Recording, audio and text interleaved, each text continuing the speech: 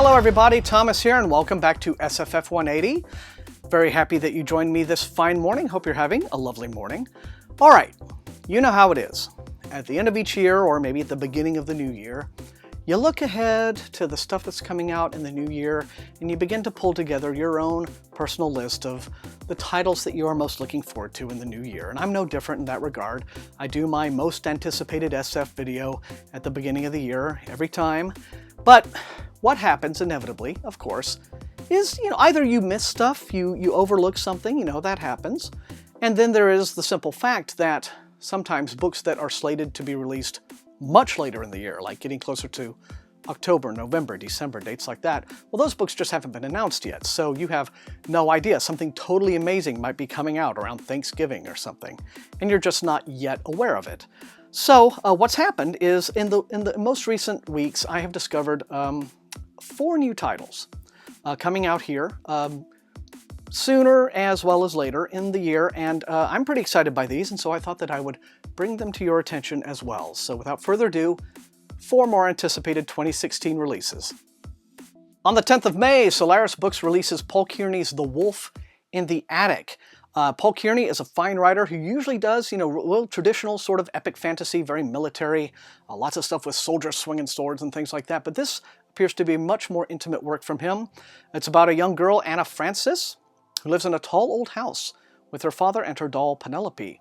She's a refugee, a piece of flotsam, washed up in England by the tides of the Great War and the chaos that trailed in its wake. Once upon a time, she had a mother and a brother, and they all lived together in the most beautiful city in the world by the shores of Homer's wine-dark sea. But all that's gone now, and only to her doll does she ever speak of it, because her father cannot bear to hear her. She sits in the shadows of the tall house and watches the rain on the windows, creating worlds for herself to fill out the loneliness. The house becomes her own little kingdom, an island full of dreams and half-forgotten memories. And then, one winter day, she finds an interloper in the topmost, dustiest attic of the house, a boy named Luca with yellow eyes, who is as alone in this world as she is. And also an interesting little hook to this story is that C.S. Lewis and J.R.R. Tolkien apparently appear in the story as characters, and she interacts with them to some degree. But it's set in 1920s Oxford, and it's called The Wolf in the Attic. On August the 2nd, Angry Robot Books releases An Accident of Stars. This is a book by Foz Meadows, fascinating writer, blogger, columnist, and so I'm very interested to read this particular take on this kind of fantasy from Foz Meadows. The main character is Saffron Coulter, a young woman who stumbles through a hole in reality, and she finds herself trapped in Kina, a magical realm on the brink of civil war. And there her fate becomes intertwined with that of 3 very different women. And it says, and then she just gets embroiled in the conflicts in this new world. So it's, very much through the cupboard, through the wardrobe sort of alternate world kind of fantasy, secondary world fantasy. And I am really, really intrigued by this. So An Accident of Stars comes out the 2nd of August. Now, in September comes a new book that is blowing people's minds merely by its very existence. This is Alan Moore's Jerusalem. Alan Moore, of course, is the famed graphic novel writer who gave the world Watchmen and From Hell and books of that sort. And now this is described as 10 years in the making, a literary work like no other. In the half a square mile of decay and demolition that was England's Saxon capital, eternity is loitering between the firetrap housing projects. Embedded in the grubby amber of the district's narrative among its saints, kings, prostitutes, and derelicts, a different kind of human time is happening. A soiled simultaneity that does not differentiate between the petrol-colored puddles and the fractured dreams of those who navigate them. Fiends last mentioned in the 2nd century Book of Tobit wait in urine-scented stairwells.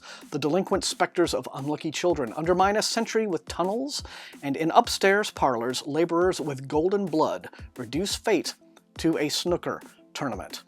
This is a sprawling work. It weighs in at a hefty 1,184 pages, and I have to say that perhaps between this book and the new China Medieval, which comes out right around the same time, fans of New Weird are going to have enough material in their hands to be tripping balls all the way into 2017. But I'm looking forward to Jerusalem in September. And finally, this one was an exciting surprise. Binary Storm by Christopher Hinz comes out on the 1st of November from Angry Robot, and Christopher Hinz is the author of a trilogy from the late 80s, early 90s called the Paratwa Trilogy. It's a sort of action, kind of post-cyberpunk SF about assassins, about these teams of assassins called Tways, where they're two people sharing one brain, as it were, sharing one mind.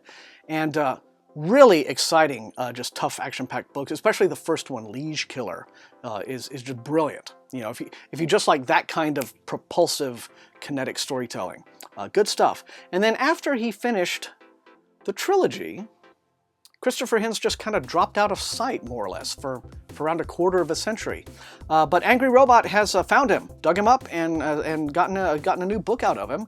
And Binary Storm is described as both a standalone novel and a prequel to Liege Killer, a futuristic tale of bold characters pushed to the brink in a dangerous world. Startling action, political intrigue, and powerful themes that echo our contemporary era are fused into a plot brimming with twists and surprises. I personally cannot wait for the 1st of November for that one. Okay, so those are the 4 new books that I have recently discovered and decided to bring to your attention. If there's anything coming out later on in 2016 that you are especially anticipating, well, let me know in the comments.